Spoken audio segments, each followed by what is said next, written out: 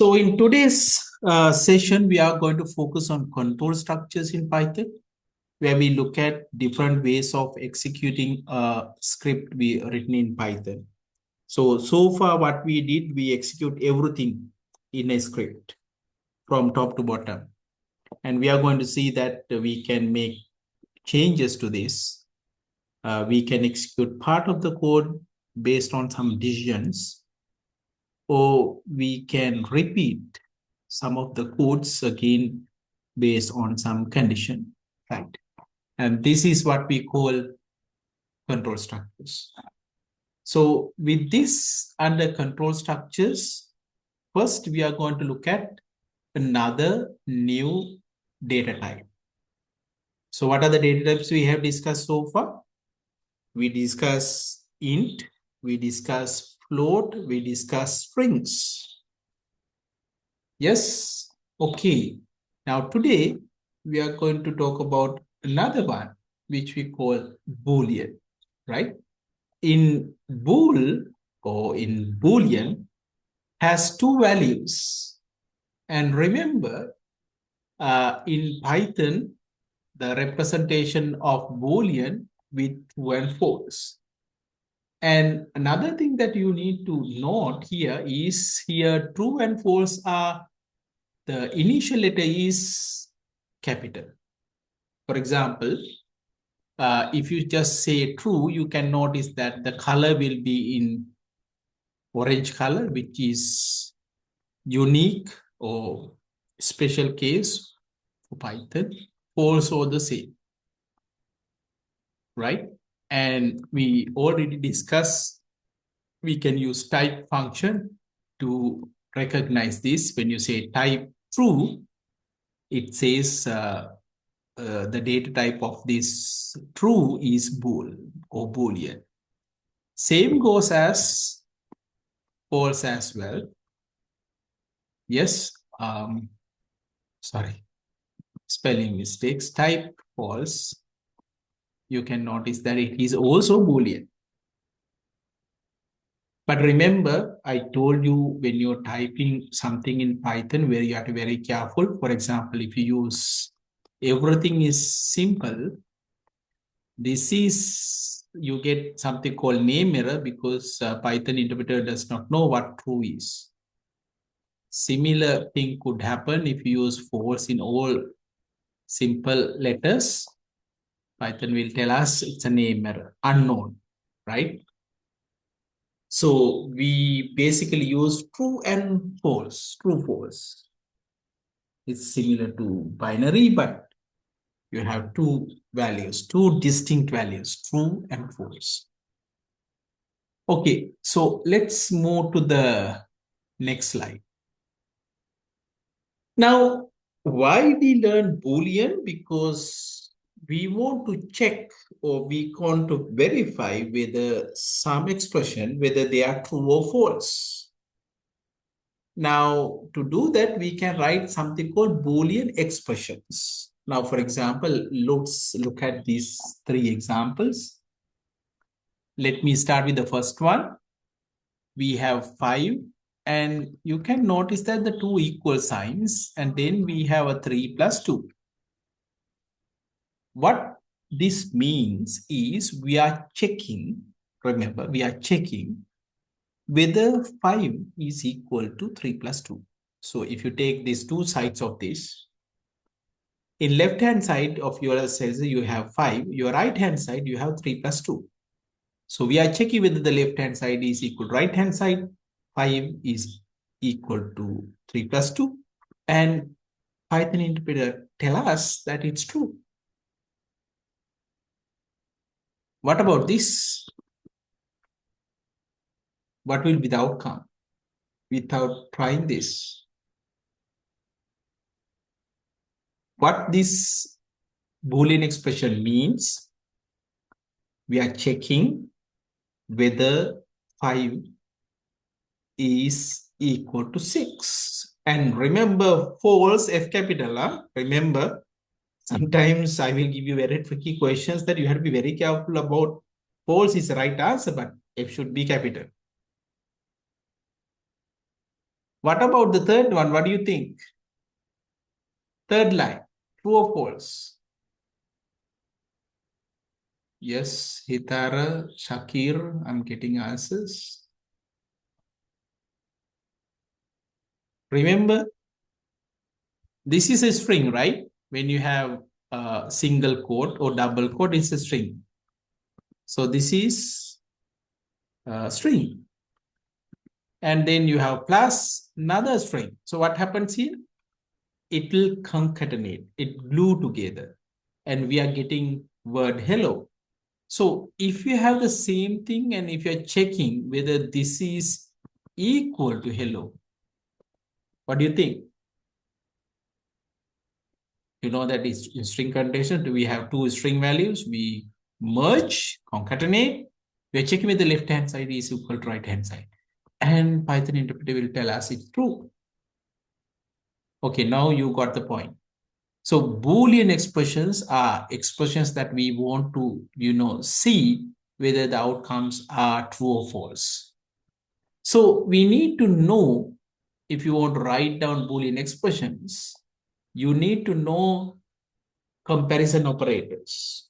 So in previous example, we checked this. Double equals means equal to, right? So you can see comparison operators. We have less than, greater than, less than, no equal, greater than, no equal, equal, and not equal.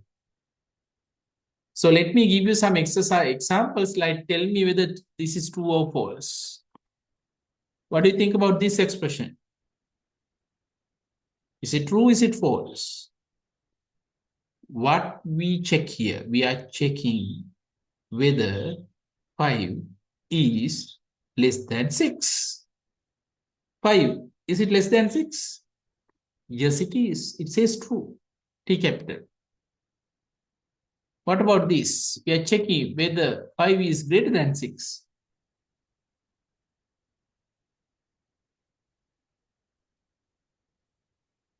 Yes, false. 5 is not greater than 6. Okay, let me give you another one. 5 less than equal 5.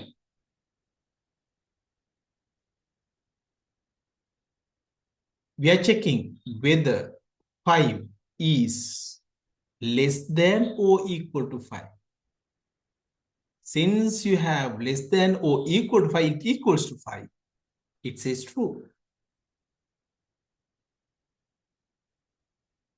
What about this one? 5 greater than equal 5. True or false? Again true, right? We are checking whether 5 is greater than or equal to 5. Equal we have discussed. What about this one? 5. We are checking whether it's not equal to 6. 5. Is it not equal to 6? No, right? 5 is not equal to 6. True, sorry. It's true, right?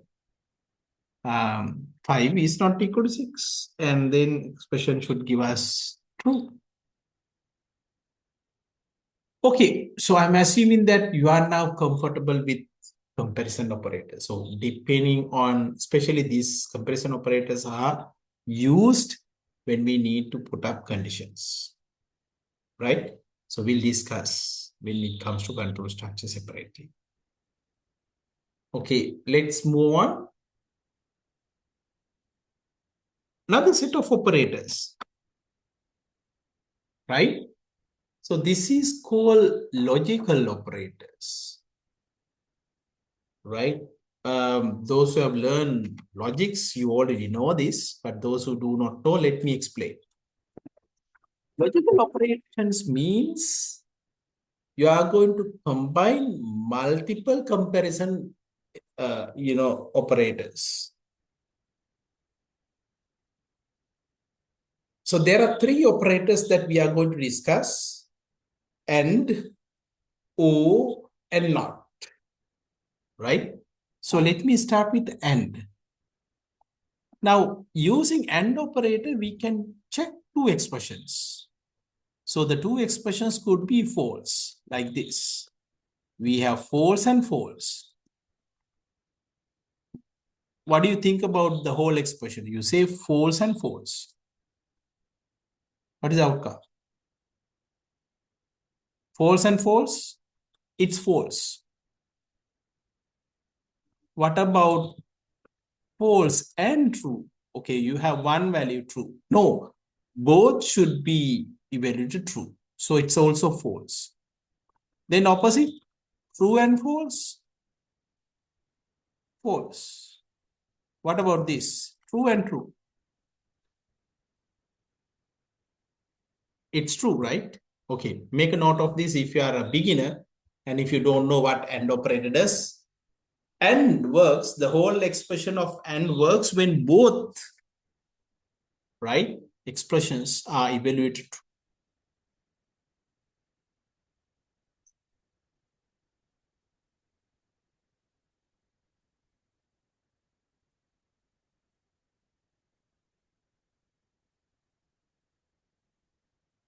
Right, now let me explain with the example. So we have number 6, right? I'm going to say x equals 6, right? Now I'm going to ask you a question. X, is it greater than 6? So is it greater than 0? True or false? X, is it greater than 0? True, right? X is greater than 0. It's true. X, is it less than 10? X, is it less than 10? Again, true. So what about if I write something like this? I'm going to check whether x is greater than 0 and x is less than 10. Okay, this is kind of expressions that we can use to combine. So what do you think about this whole expression? Is it evaluated true or false? When you have given something like this, look at both sides. So this one, first we have to check whether x is greater than 0.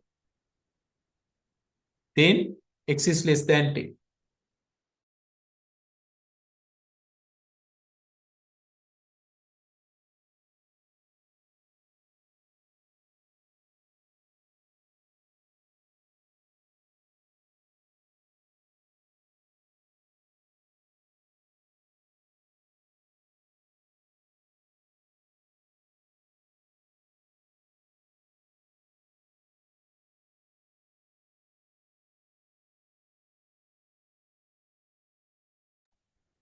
So you can see this side is true and this side is also true.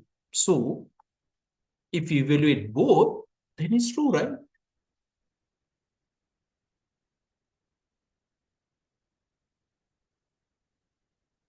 What about now? Let me say x equals 10. Right. Now, what do you think about this expression?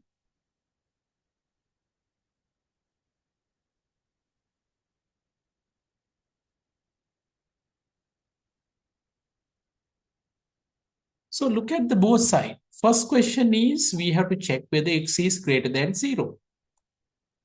And it's true. So this side is true. Then second, check whether x is less than 10. It's false. X is not less than 10. Therefore, when we evaluate this with x is 10, we get false. Okay, are we ready? Are we clear up to this point? Yes. Okay, good. Right. I'm going to move to the next one, O operator. O operator, if you look at what happens, let's say, assume that you have for statement and another for statement. And in between, we have O operator. False or false, it says false. False or true, then it becomes true. True or false, again true. True or true, it's true. So what is observation? When you have an operator and if any of these becomes true, then whole expression becomes true as well.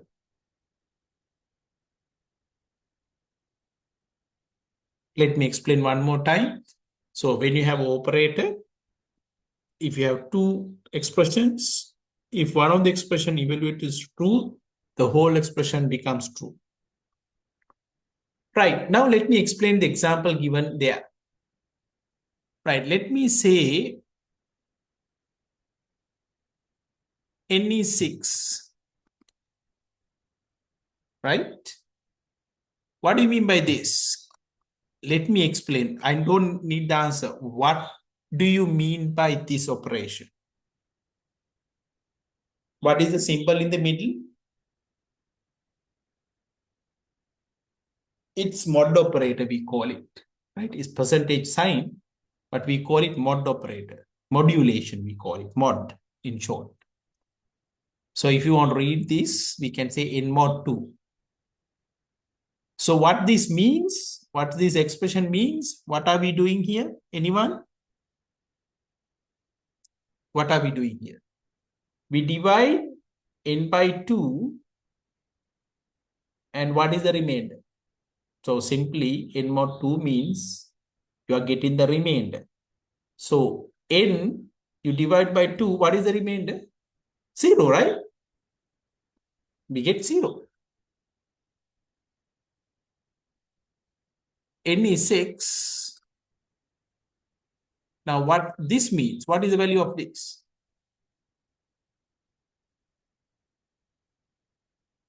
You get n, that is 6, divide by 3, the remainder, again 0. So when you check this one, what happens? If you put 2, if you are checking whether it's equal to 0. Now we have a comparison operator. So one side we have n mod 2, which means you divide n by 2, remained. You are checking whether it's equal to 0. Right? It's true, right? Same thing. If you say n 3, check 0. Now let's combine.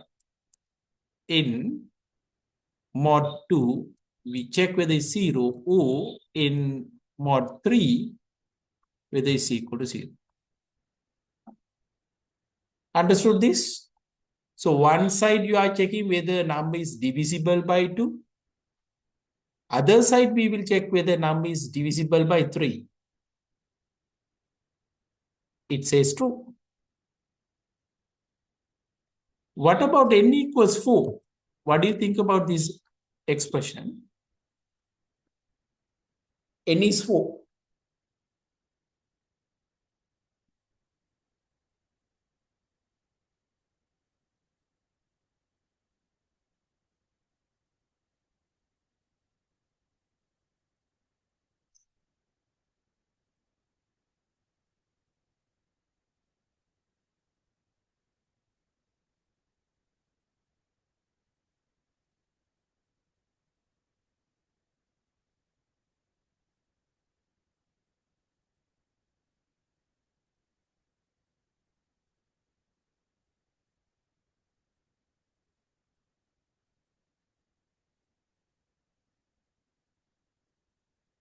Right. So we are checking whether number 4, is it divisible by 2? This is true. Is it number divisible by 3? No. But since one of them is true, the whole expression becomes true.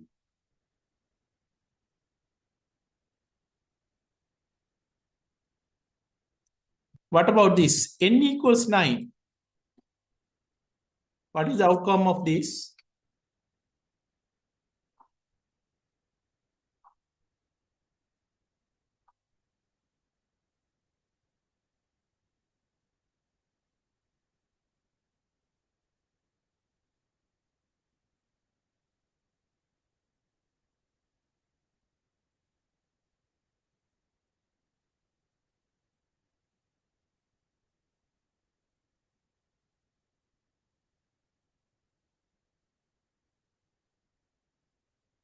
Right. You can see true. Why? Because 9 is divisible by 3. What about this? N is 5.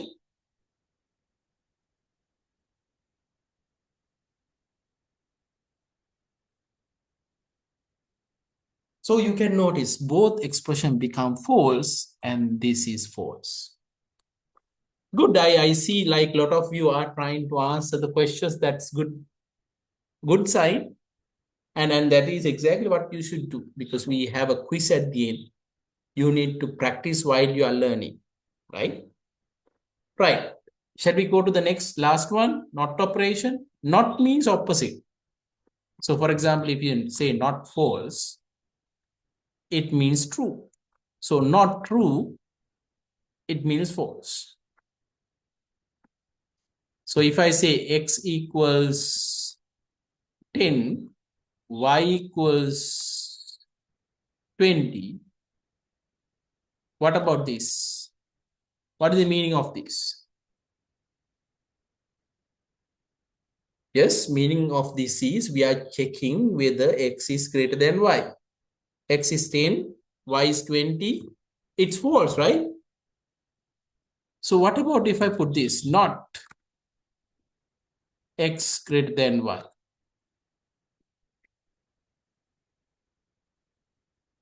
We know x greater than y means false. X is not greater than y. Therefore, when you say not, right, it gets the opposite. It says true.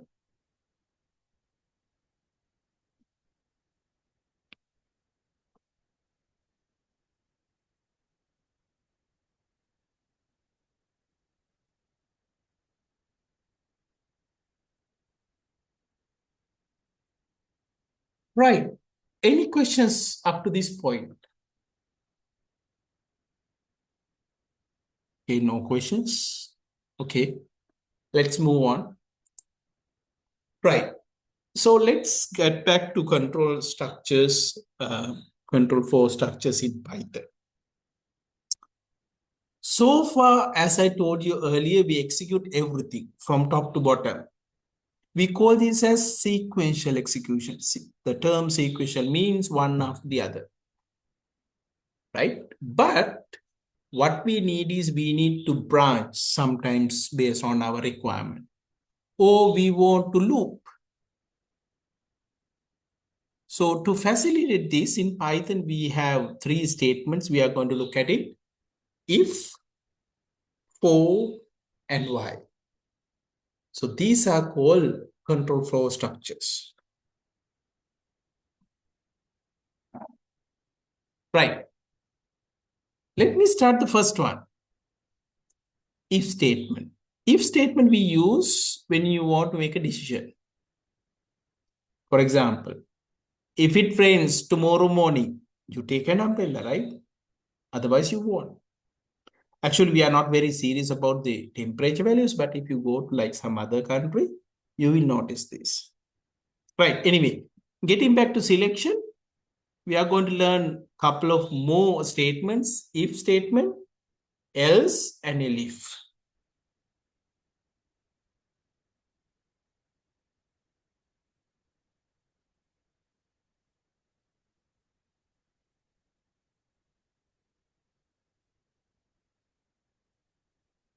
Right. So as the slide says, we know if we can use to make decisions, and the keywords that we are going to learn in this part is if, else, and elif statements. Are we ready? Okay, so let me explain. So is this clear to you?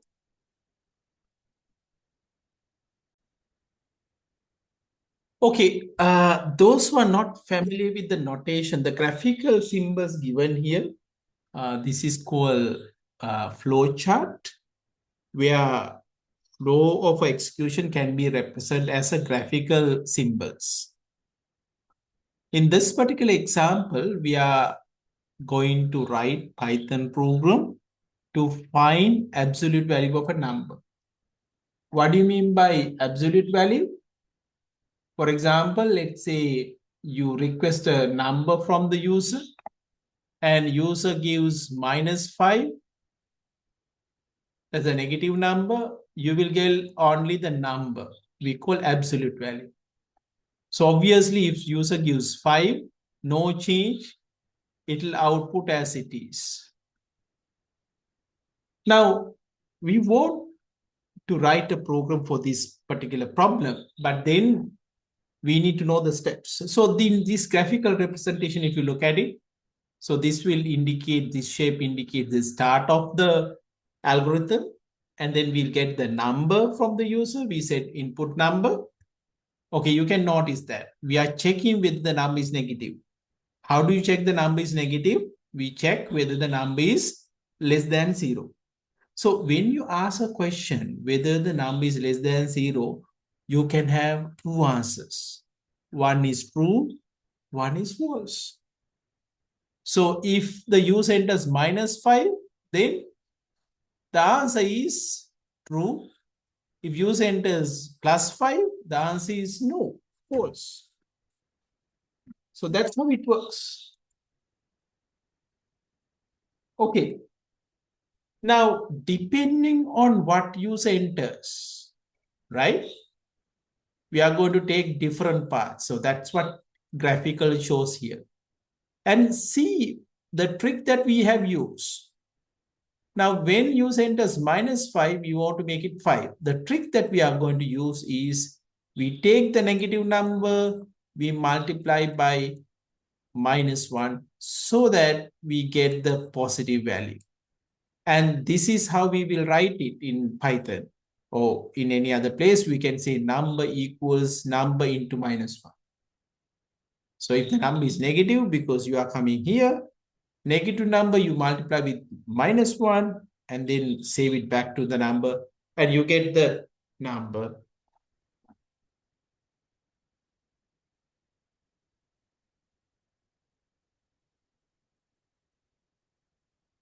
Okay, so let's look at how we can convert this, right, to convert this into Python. Right. So what I'm going to do, I'm going to open up a new window. I'm going to say file, new file. Okay.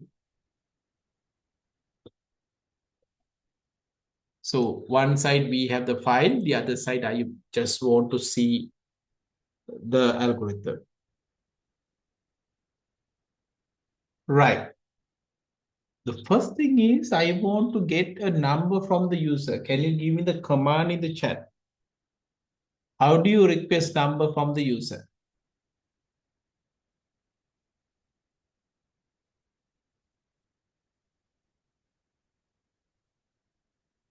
Yes, how do you get?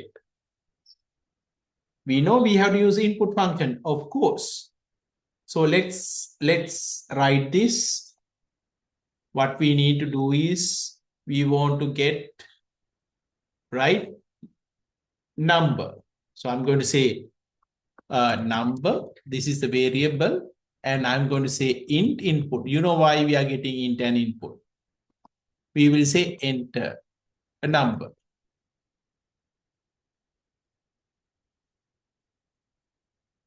Right? And let's print the number. So let me save this.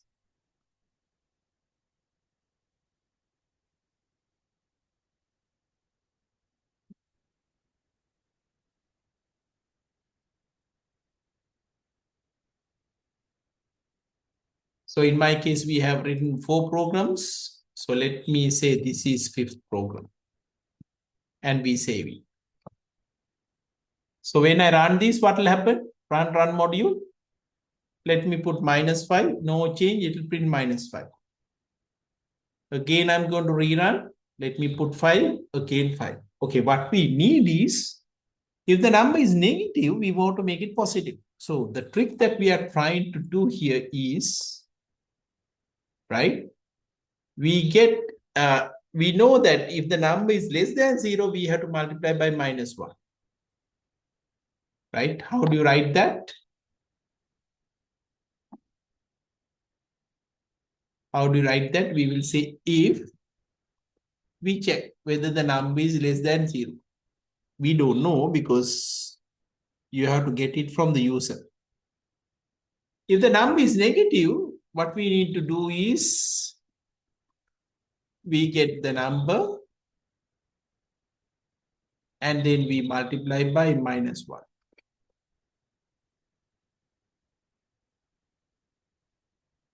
Right? And then let's say print number. So let me run this. So you request a number -5, it becomes +5. Run module, again 5, you have 5. So no change.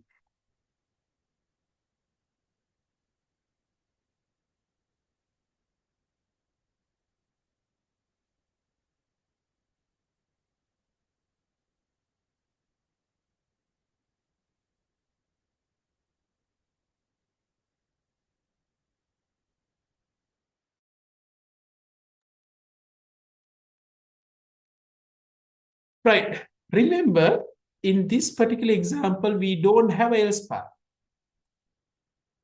So there are some questions from our students. It's okay. I mean, you can make mistakes and you can learn things. The idea is you need a lot of practice, right? So if you look at how this program we have put it, we get a number from the user. If the number is less than 0, we multiply by -1, we make it positive, and then finally we are going to print numbers. Right? So let's run and see. Okay, we have to save it.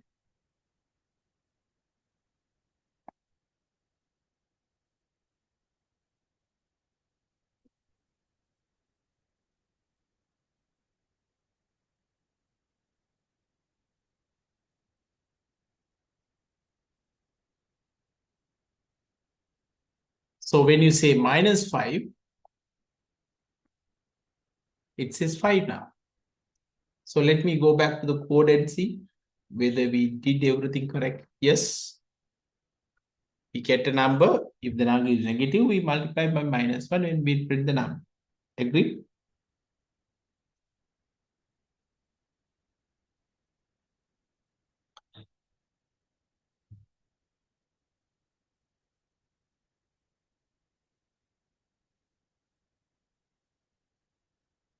So when you say run module, if you say -5, it make it 5.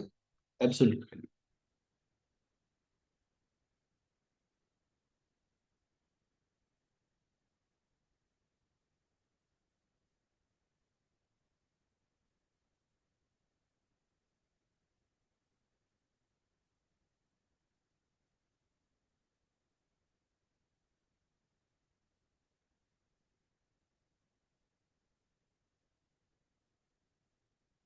Right. Hope you got the idea. So let me show you my complete answer for this one. So we are getting number from the user. We store in a variable number. And then when you see if, remember you have to understand this. We are expecting a condition. And in this particular example, if the condition is this,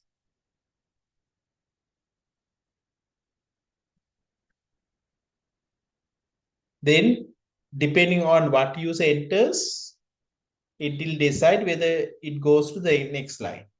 For example, if the number is less than 0 means negative, then we have to make it positive by multiplying -1. Right? Hope you got that idea. Right. Let me talk about very important topic. when it comes to as a beginner, you will notice that some values are inside another. So depending on your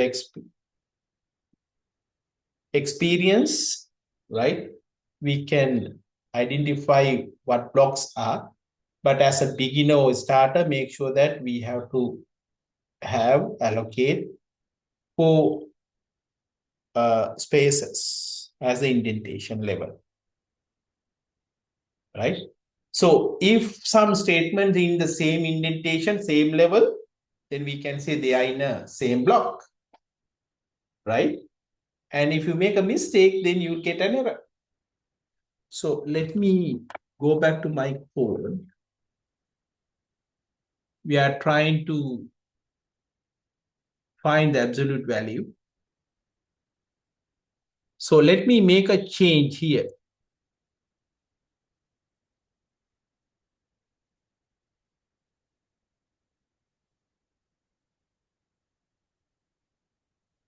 Right, you can notice here, if I remove these spaces and if we type like this, and if you run this,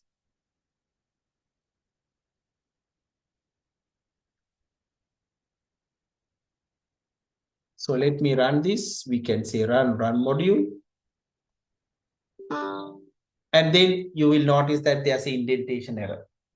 So therefore, it's very important that you will have, yes.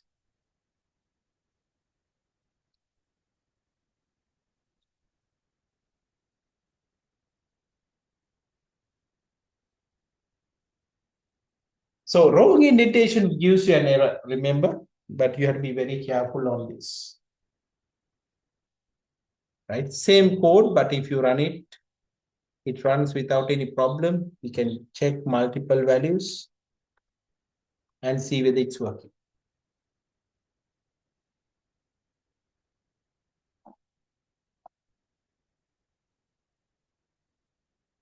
Right. Let's move on. So as we can discuss, maintain levels of the code is very, very important. Right? And usually when you represent this,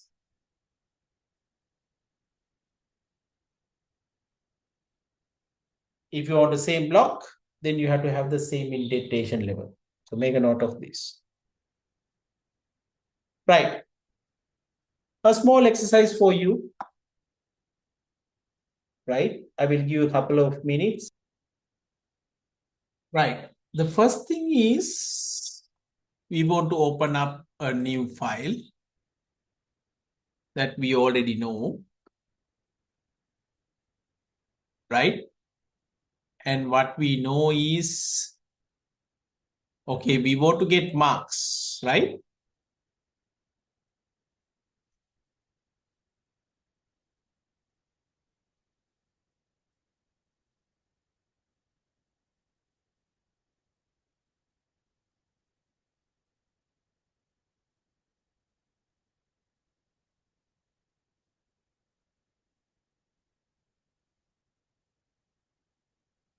Right. The first step is we want to get marks, right? So we need a variable. We'll say marks. And let's assume that we are going to get it as an integer value. Input, I will say enter marks. So this part you already know, right? Getting input, you should already know. Yes, agreed? Okay. Now we'll come to this decision block. We know that when you have a decision block, we have if. So I have to ask if marks greater than or equal to 50. Remember the colon. I have seen some of your answers. The colon is missing. And if marks are greater than or equal to 50, we have to say print pass. I'll say pass. It's just a message. Otherwise, or false, that means the other side. I have to say else part. What is the else part? We have to say print fail. You got my point? Very simple idea we discussed. You have a condition, you have two sides, you have to do two things. So we have to have if and else.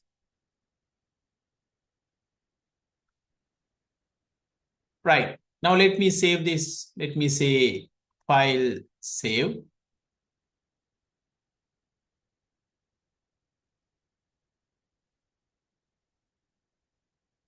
So this is program number 6.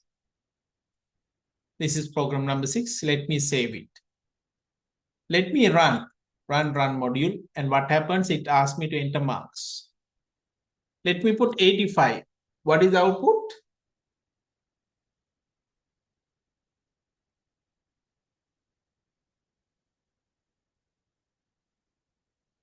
Yes, it says pass. Right? Then let me run again. If I put 25, what is the output?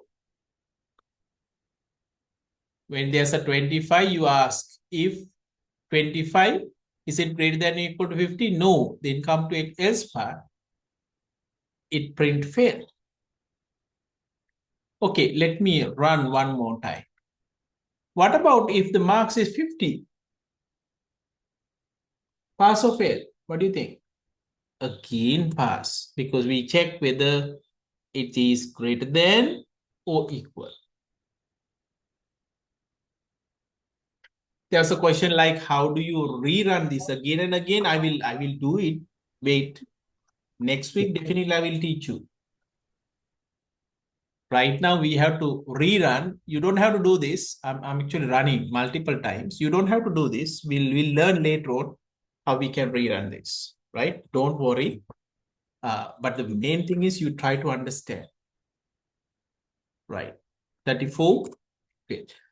Remember, when you design a program, you can test with multiple values, because make sure that it works for, right? Multiple different data points. Right. Are we clear up to this point? Are we clear up to this point? So now when you're given a graphical representation, I hope you should be able to convert it to Python program. Why I have shown this? Because then I hope you understand the logic, right? That's why. Right. Shall we move to the next one then?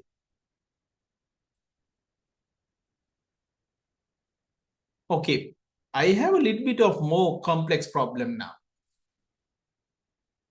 Right? You have selection inside another selection. This particular case, actually, we are going to display different state of water. We know, depending on the temperature value, water can be as ice, especially when temperature is less than 0. It will be a steam or gas if it is more than 100. If it is between 0 to 100, then we know it's water state. Simply, we are trying to print only the states. So the logic is simple. Already logic given to you. So now I think you should be able to implement. You can make mistakes, but try to implement. So the first one is we get temperature. We don't know what the value is, right? And let's say the temperature is -5. What will happen? Temperature is -5. What will happen? We will check whether the temperature is less than 0. Then it will print ice, right? Yes. Because you check whether -5 is less than 0 true, then it print ice. Let's say the temperature value is 25. What will happen? You check whether 25 less than 0 false, you come here. So you take this direction. And now you check whether temperature is less than or equal to 100. So which means it routed down here. and then it will print 25. It will print water. Right, let me put another value. So let's put 105. Now what will happen? You check whether the temperature is less than 0. No. So then you come here. Then you check whether the temperature is less than or equal to 100. No, because it's 105. Then you come here. And then it will print steam. So how many if-else statement you need for this program? If you only look at the if-else, we need 2, right? Yes, we need 2. Because you have to check one condition here. If it is true, it's ice. Else, you have another if.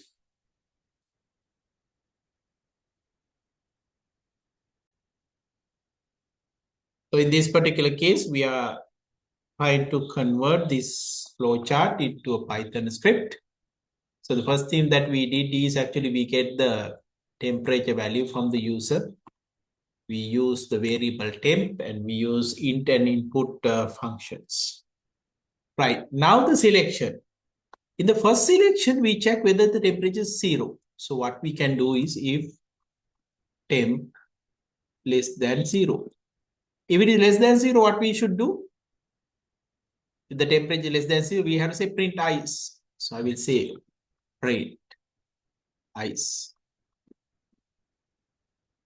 Else means this side. So this side we have 2 options. So we can say print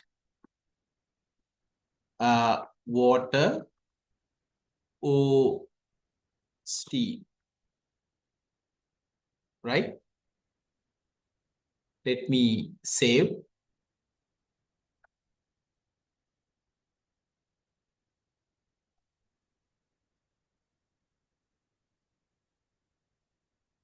So this is program number 7. Right, let me save it. So let me run this. Temperature, let me say -5. It says ice. Let me run again. 25. It says water or steam. Run module again. 105. It's again water or steam. So we didn't write the other part. So let's update this, check this one. So the next one is we need to check if temperature is less than or equal 100.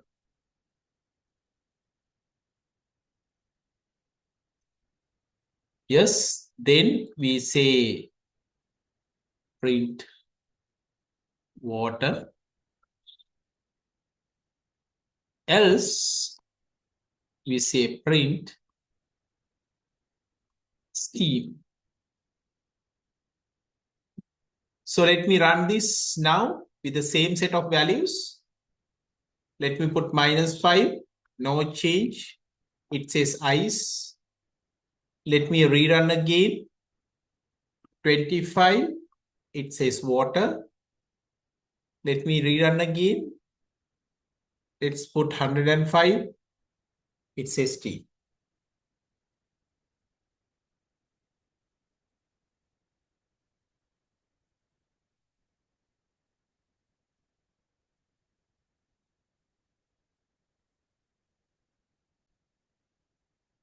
We discussed 2 keywords here, if and else. So there's another one where we can use, which we call else if. In short, we say elif statement. Now, when you have nested if statement like this, if statements inside another if, you can combine these together. Let me show you. Same problem. I'm going to say with a different name. I'm going to make it program number 8. Right?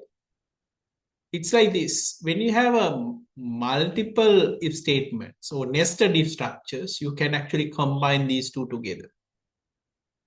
which we call elif. So I'm going to combine this and make it elif. And remember, we have to adjust the alignment so that it won't create a problem. Else part, it should go like this. So you can check the values that we have discussed. Put -5, it will give you ice. Put 25, it gives you water.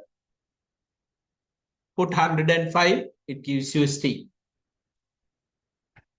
So let me run this again with the same values. Right? Same set of value. We'll put -5 first. It says ice, no change of the output. Then 25. Then 105.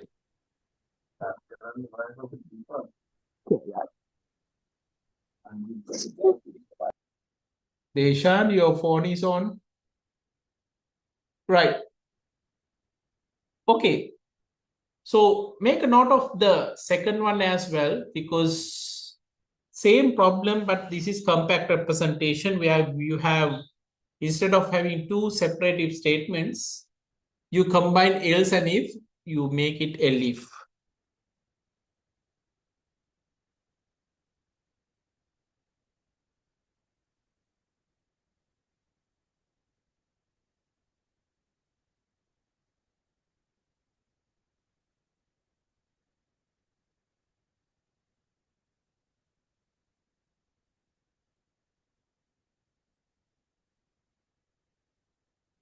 So Halitin, you can check this in your answer. There's a question. If you put 0, and what will be the output?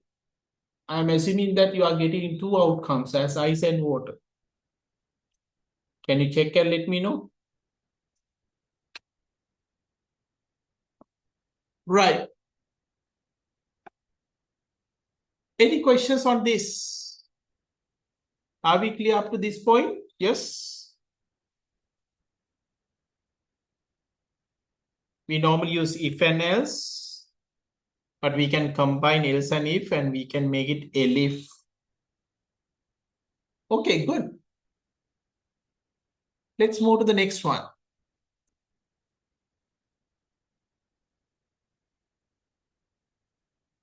Right.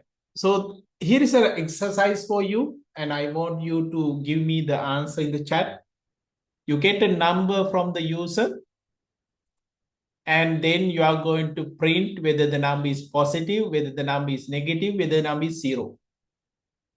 So the first thing according to this diagram is whether we are checking whether the number is greater than 0. If that is the case, we know it's positive.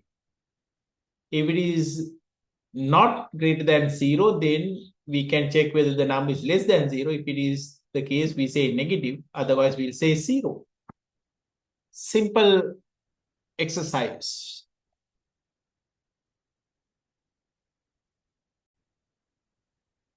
So as I told you earlier, in this particular problem, we are going to request a number from the user, and we are going to say whether it's a positive, whether it's a negative, or whether it's 0, right? So to do that, let me start first by getting a new script. Right, so we got a new script, new file. So the first thing is we have to get a number from the user. So I'm going to say number, int, input. It could be even float. I can say, okay, int number. Right, we get the number. The first one is if we will check whether the number is greater than 0. If that is the case, we need to say positive, right? Okay, good. Otherwise, meaning else part. In the else part, we have another if. So for the time being, I will write our first user case. We will check whether the number is less than 0. If that is the case, we need to say print negative, right? Otherwise, we know the number is not greater than, number is not less than, so number should be equal to 0. So we can say print 0. So let me save this.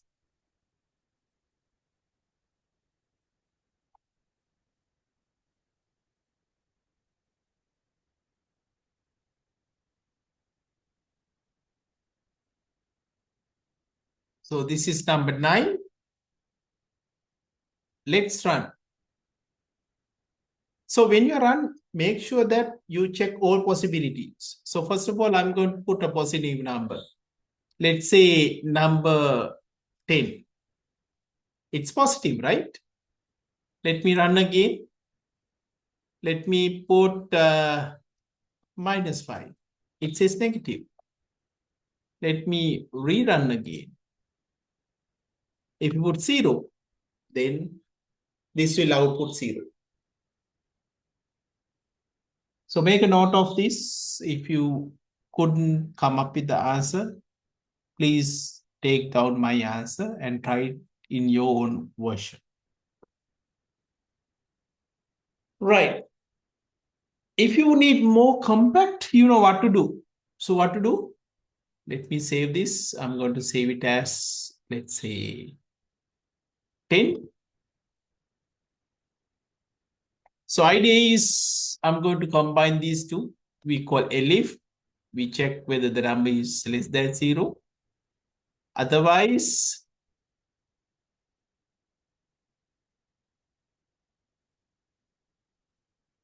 so we check whether the number is greater than 0, right? And then elif.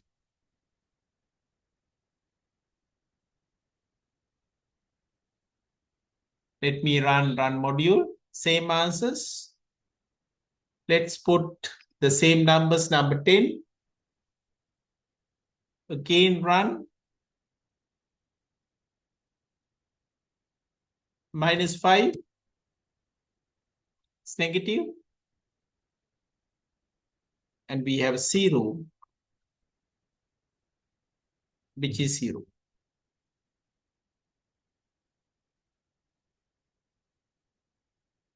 Right. Any questions up to now? So we discussed the nested selections, and then we discuss how to use elif statement. So I hope you are comfortable with this one. Let me give you one last question, and I want you to answer.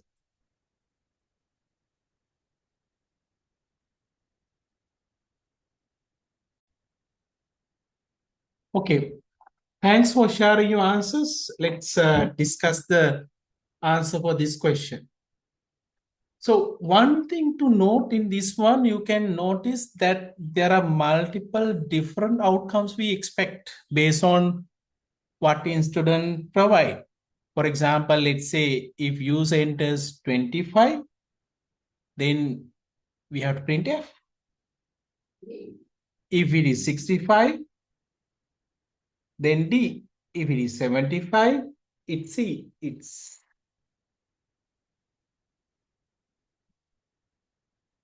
85, it's B. If it is 95, we know A. Okay. So the idea is we can get a new window. So let me take new file and let's go one by one, right? So we can say enter marks. So I will say marks. I will say int input enter marks.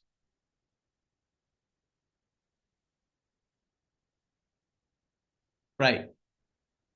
So you can go up and down, it's perfectly all right. But let me give you one example. Now, in this particular case, there are min and max, but if you closely look at it, you can simplify this.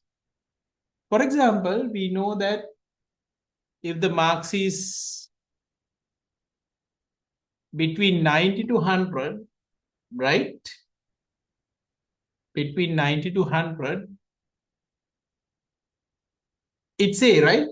So we can simply say if marks greater than or equal to 90, we can say print A.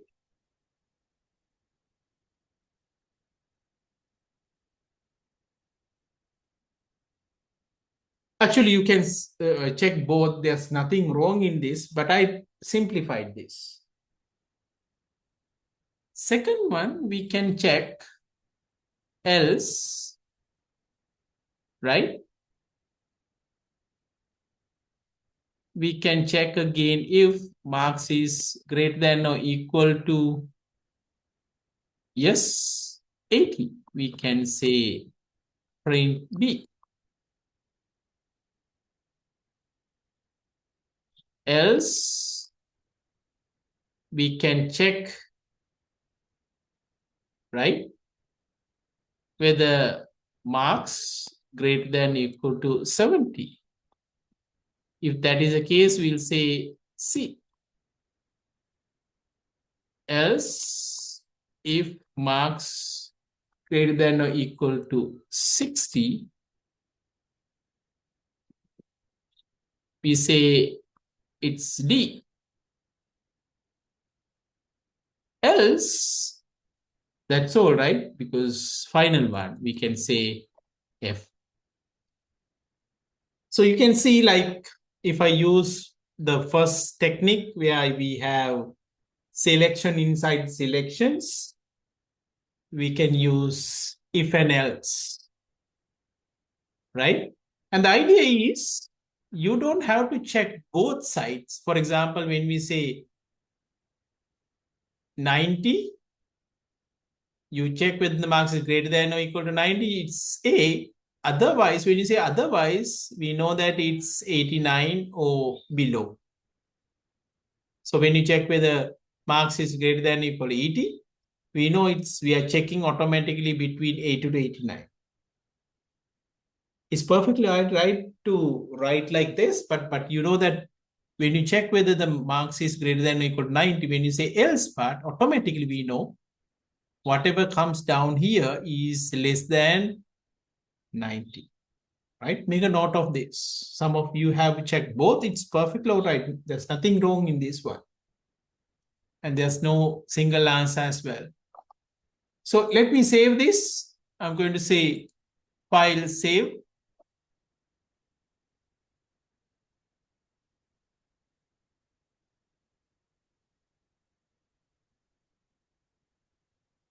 So this is program number 11. Save, run module.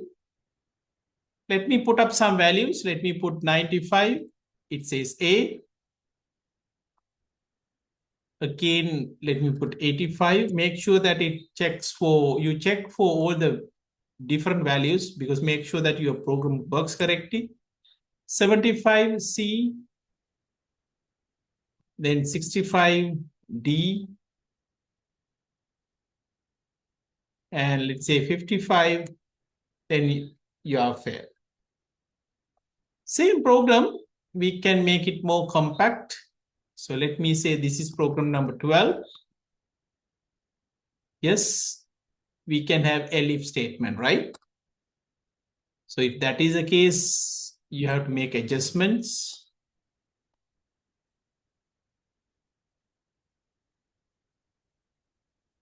So I have seen already, some of you have already done this familiar in a one single shot. That's perfectly all right.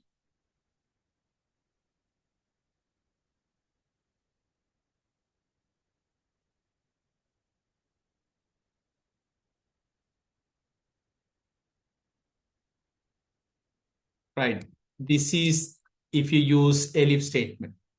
So you can see we have one if statement, three elif statement. Finally, we have else, which will give you the same answer.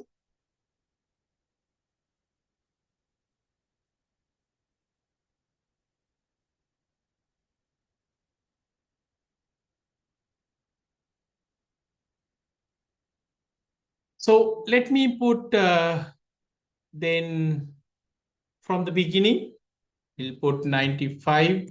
We'll have the same answer. Then 85, 75, 65, and 55. Okay, good.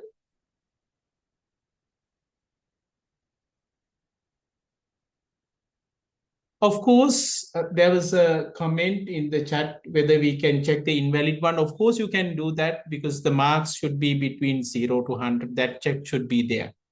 So that's perfectly all right. But we want to discuss how the structure works.